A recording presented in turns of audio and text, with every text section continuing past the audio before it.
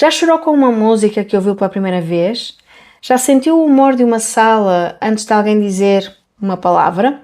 Se a resposta é sim, talvez seja uma pessoa altamente sensível.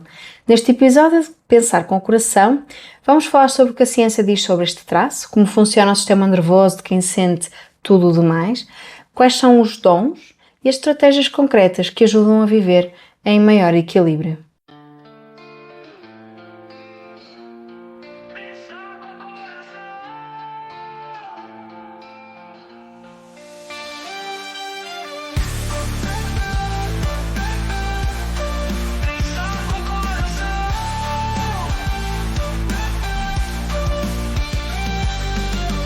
Bem-vindo e bem-vinda ao podcast Pensar com o Coração. O meu nome é Lili Andrade, eu sou psicóloga clínica e estarei consigo neste podcast para descomplicar a psicologia, explorarmos as profundezas da mente, descobrirmos novas perspectivas e cultivar o bem-estar. Vamos a isso? Há pessoas que entram numa sala e sentem o ambiente antes mesmo de conseguirem explicar aquilo que estão a sentir. Há pessoas que choram ao ouvir uma música pela primeira vez, que ficam fisicamente exaustas depois de um dia com muito barulho, com muita gente ou com muita informação, que precisam de muito tempo sozinhas, não por timidez nem por arrogância, mas porque o mundo chegou a um ponto de saturação e o sistema nervoso delas pediu uma pausa. Se reconheceu a si próprio em alguma destas situações, este episódio é para si, ou se reconheceu alguém em alguma destas situações, fique até ao final. Porque neste episódio de Pensar com o Coração vamos falar sobre pessoas altamente sensíveis. Vamos ver o que é que a ciência nos diz sobre este traço, como é que ele se manifesta no corpo, nas emoções, quais são os seus dons menos visíveis e, mais importante, como navegar num mundo que muitas vezes parece demasiado alto, demasiado rápido, demasiado intenso, parece demasiado. Vamos olhar para começar por este conceito de pessoa altamente sensível, ou em inglês, Highly Sensitive Person, e que foi aqui apresentado pela psicóloga Elaine Aron, juntamente com Arthur Aron, em 1997, e o que eles propuseram é que existe um traço de personalidade chamado Sensibilidade de Processamento Sensorial, ou SPS, que descreve a tendência que algumas pessoas têm para processar estímulos de forma mais profunda, mais intensa e mais detalhada do que a maioria. E isto não se trata de uma doença, não é um diagnóstico clínico, é um traço mais temperamental, tal como a introversão, a extroversão, uma característica que existe numa distribuição contínua na população. Estima-se que entre 15% a 20% das pessoas apresentem este traço de forma marcada. Não é uma raridade, mas também não é a norma. Isto tem implicações no dia-a-dia e que merecem ser compreendidas. Segundo Aron, a sensibilidade de processamento sensorial manifesta-se em 4 dimensões principais. Primeira, reatividade emocional intensa. Portanto, as pessoas têm respostas emocionais mais intensas às experiências, quer sejam positivas, quer sejam negativas. Segundo, a profundidade de processamento cognitivo. Tendem a pensar muito antes de agir, a considerar múltiplas perspectivas, a não se ficar pela superfície. Terceiro, sensibilidade a estímulos subtis. Reparam em pormenores que outros ignoram, uma mudança no tom de voz, uma tensão no ar, uma luz que está demasiado forte. E quarto, suscetibilidade à sobreestimulação. Precisam de mais tempo para recuperar de ambientes intensos. Mas então como é que se confirma isto e como é que se mede? Aaron, Elaine e Arthur, desenvolveram uma escala, Highly Sensitive Person Scale, uma escala de 27 itens que ficou como instrumento de referência nesta área. A escala foi posteriormente estudada em diferentes populações e contextos culturais e os resultados foram consistentes. A sensibilidade de processamento sensorial não é uma coisa só, é composta por diferentes fatores. Um dos estudos de validação citados na literatura identificou 3 componentes principais desta escala. O primeiro chama-se facilidade de excitação, que é a tendência para se sentir mentalmente sobrecarregado por exigências internas e externas, portanto, demasiadas decisões, demasiado barulho, demasiadas mudanças ao mesmo tempo. Quem pontua alto neste fator tende a assustar-se facilmente, a precisar de mais tempo para se adaptar, sentir-se perturbado quando algo inesperado acontece. O segundo fator é o limiar sensorial baixo, ou seja, estamos a falar de sensibilidade física, desconforto perante luzes fortes, sons altos, tecidos ásperos, cheiros intensos.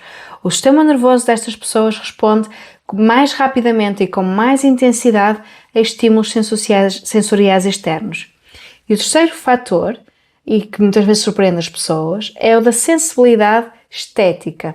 É a capacidade de ser profundamente tocado pela arte, pela música, pela beleza e de ter uma vida interior rica, de notar e apreciar detalhes sutis que outros passam ao lado. O que a investigação mostra é que estes três fatores não se comportam da mesma forma. A facilidade da excitação, o limiar sensorial baixo, representam um lado mais desafiante deste traço e estão associados a maior reatividade emocional e a maior vulnerabilidade ao stress. A sensibilidade estética, por sua vez, tem aqui um perfil distinto, está mais ligada à criatividade, à abertura à experiência, à apreciação do belo, com uma relação mais fraca com dificuldades emocionais. E é importante ter isto em atenção porque a hipersensibilidade não é uma coisa monolítica, é uma constelação e nem todas as pessoas altamente sensíveis vivem a experiência da mesma forma. Então vamos olhar para a sobreestimulação. Imagino que o seu sistema nervoso é como um filtro. A maioria das pessoas tem um filtro que deixa passar uma quantidade moderada de informação, sons, imagens, emoções, conversas. O filtro processa, prioriza, elimina aquilo que não é essencial. Numa pessoa altamente sensível, esse filtro tem uma malha mais fina, apanha mais, processa mais, sente mais, o que em teoria é uma vantagem, mas a quantidade de informação, se exceder a capacidade de processamento, é aí que a sobreestimulação acontece. Então, como é que isto se manifesta? Uma fadiga súbita, no meio de um evento social intenso, por exemplo, mesmo que esteja a correr tudo bem. Irritabilidade, depois de um dia com muitas reuniões, muitas decisões. Pode ser a necessidade de urgência, de escuridão, de solidão. Não como uma fuga, mas como uma oportunidade para recuperar. Podem ser dores de cabeça, tensão muscular, dificuldade de concentração, depois de ambientes com muito estímulo. E aqui está um aspecto que a investigação sublinha, que é, para as pessoas altamente sensíveis, a recuperação da sobreestimulação não é opcional. É uma necessidade fisiológica. O sistema nervoso precisa de tempo para essa regulação e forçar esse processamento só amplifica esse desgaste. Há também uma dimensão emocional que carece de atenção. A investigação tem mostrado que, quando elevada reatividade emocional coexiste com dificuldade em nomear e identificar as próprias emoções, por exemplo, alexitimia, o resultado pode ser ainda especialmente difícil, ou seja, a pessoa sente muito e ainda tem dificuldade em compreender aquilo que está a sentir. E essa combinação é um fator de risco para níveis elevados de ansiedade. O que é que isto nos diz na prática? Desenvolver vocabulário emocional é uma ferramenta de autorregulação muito poderosa para pessoas altamente sensíveis. Falamos aqui dos desafios, não é? Mas é importante olhar aqui também para o outro lado, não é? Porque a hipersensibilidade não é só um custo. Podemos também olhar aqui para os dons da hipersensibilidade. A investigação associa a alta sensibilidade, altos níveis de criatividade, relações interpessoais mais profundas e uma maior apreciação da beleza. Não são apenas percepções subjetivas, são aspectos documentados. Vamos pensar na capacidade de empatia. As pessoas altamente sensíveis tendem a captar mais cedo as mudanças de humor das pessoas à sua volta. Percebem quando alguém está a sofrer antes desse alguém o dizer em voz alta. Isto pode ser difícil porque absorver as dores do outro tem um custo, mas também torna estas pessoas especialmente sintonizadas, especialmente presentes e até especialmente cuidadoras. E vamos pensar na atenção ao detalhe. Em contextos profissionais, esta capacidade é frequentemente subestimada, até o momento em que a pessoa altamente sensível, a detectar o erro que todos ignoraram, a perceber a nuance que mudou tudo, a ler nas entrelinhas de uma conversa aquilo que não foi dito. E vamos pensar também na riqueza da vida interior. Muitas pessoas altamente sensíveis têm uma capacidade de reflexão, de introspeção, de processamento das experiências que se traduz numa relação mais intensa com a arte, com a filosofia, com as ideias. A sensibilidade estética, o terceiro fator da escala, é precisamente isso. A abertura ao belo, ao subtil, ao profundo. E a questão clara não é transformar os desafios em virtudes pela força da retórica, não é? A questão é perceber que este traço tem duas faces e que trabalhar com ele em vez de contra ele é o caminho mais sustentável. E vamos, antes de irmos às estratégias, olhar aqui para um ponto que também contribui para algum sofrimento das pessoas altamente sensíveis. As confusões entre traços e condições. A hipersensibilidade não é introversão, são conceitos distintos, embora possam ser confundidos. Mas podem coexistir, não é? Cerca de 60% das pessoas altamente sensíveis são introvertidas, mas os restantes 30% são extrovertidos. Portanto, o que define a pessoa altamente sensível não é onde busca a sua energia social, mas a profundidade com que processa os estímulos. A hipersensibilidade não é timidez. A timidez é um comportamento frequentemente ligado ao medo do julgamento. Uma pessoa altamente sensível pode ser completamente à vontade socialmente.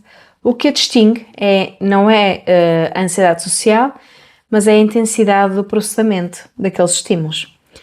A hipersensibilidade não é uma perturbação do processamento sensorial. Esta é uma condição clínica em que o cérebro e o corpo não respondem adequadamente aos estímulos. Numa pessoa altamente sensível, o processamento ocorre corretamente, simplesmente ocorre de forma mais intensa. E a hipersensibilidade não é ansiedade nem é depressão, embora possam co-ocorrer estas condições, especialmente quando há dificuldade em reconhecer este traço ou quando a pessoa não tem estratégias de regulação adequadas. E esta distinção importa muito porque é não confundir o que é um traço com aquilo que é uma patologia e não ir à luta para eliminar este traço. O traço não se elimina, faz parte de quem se é. O que se pode fazer é aprender a acolhê-lo e habitá-lo com mais consciência. E chegamos então agora aqui à parte das estratégias. Começo por dizer que não existe uma lista de técnicas que vai resolver tudo. Existe um conjunto de práticas que em conjunto constroem aqui um sistema mais alinhado com aquilo que o sistema nervoso precisa. A primeira e talvez a mais fundamental é o reconhecimento. Antes de qualquer estratégia, o que mais transforma a experiência de uma pessoa altamente sensível é perceber que isto é um traço, é uma característica. Não é uma falha de caráter, não é uma fraqueza, não é algo que precisa ser corrigido. E esta compreensão muda completamente a narrativa interna, porque passa-se do porque é que eu não consigo lidar com isto como as outras pessoas, para o meu sistema nervoso funciona de maneira diferente e eu preciso respeitar essa forma de funcionamento. A segunda prática é a gestão intencional da exposição. Não é o mesmo que evitamento, é a diferença entre não ir ao concerto porque tem medo e saber que depois do concerto vai precisar de uma meia tranquila para recuperar. Planear os momentos de recuperação com o mesmo cuidado que se planeiam os momentos de atividade. Terceiro, o desenvolvimento de vocabulário emocional. A dificuldade em identificar as emoções é especialmente problemática quando se tem um sistema nervoso altamente reativo. Então, escrever sobre o que sente, mesmo de forma simples, mesmo de forma imperfeita, ajudam a construir esse reconhecimento interno. Quarto, regulação sensorial proativa. Ou seja, conhecer os seus próprios gatilhos sensoriais e criar estratégias de gestão.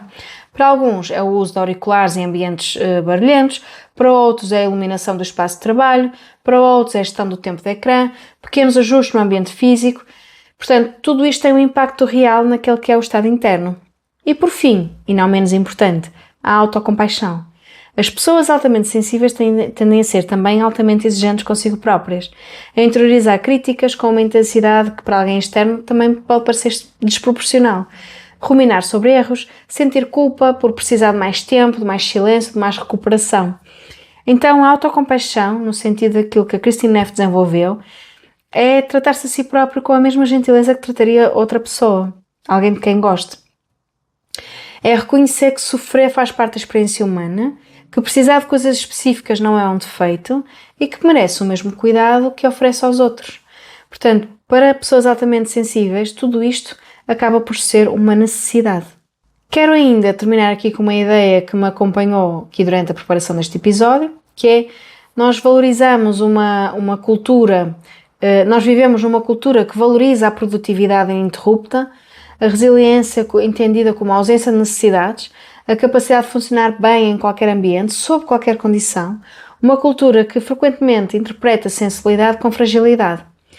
Mas aquilo que a ciência nos mostra, não é que a sensibilidade do processamento sensorial não é uma anomalia. Portanto, existe está 15 a 20%, não é, da população humana, existe também em pelo menos 100 outras espécies animais. Diz-nos que existem raízes temperamentais e genéticas. Diz-nos que traz consigo dons reais, como a empatia, a criatividade, a profundidade, a capacidade de notar aquilo que os outros ignoram. E diz-nos que a maioria das dificuldades das pessoas altamente sensíveis não vem do traço em si, vem muitas vezes a ausência de reconhecimento, da linguagem, de estratégias e de ambientes que o respeitem. Por isso, se reconhecer neste episódio, espero que leve esta ideia de que sentir tudo demais não é o problema é não acolher esse sentir tudo demais como algo normativo, o problema é não ter ferramentas também para evitar esse demais com o cuidado que merece e com a compaixão que merece. E as ferramentas existem e é possível construir com prática e acima de tudo com muita gentileza consigo próprio. Espero que tenha feito sentido, deixe aqui o seu comentário ou partilhe e vemo-nos no próximo episódio e até lá, pense com o coração.